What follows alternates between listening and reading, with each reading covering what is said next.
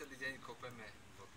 Mysleli sme si, že prívod vody je dostatočne hlboko, ale keďže vo Važci v zime sú tuhé mrazy, tak naša voda, ktorá sa privádza do tohto domu, musí byť o mnoho nižšie.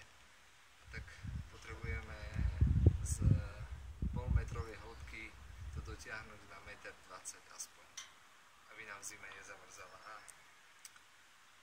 A tak je to aj s našimi srdcami. Potrebujeme si ich chrániť a potrebujeme si chrániť to dobré, čo je v nás. Pozývam vás aj pomôcť nám. Pozývam vás vstúpiť do tohoto projektu a aby sme v tomto dome, v tejto otcovej stodole mohli sa naučiť, ako chrániť naše srdcia, ako chrániť to dobré, čo od Boha dostávame a čo je v nás, čo do nás vložil. Ďakujeme, že za nami stojíte, ďakujeme, že sa modlíte, ďakujeme, že nás podporujete a ďakujeme, že sa pridáte aj k dielu a idete nám pomôcť.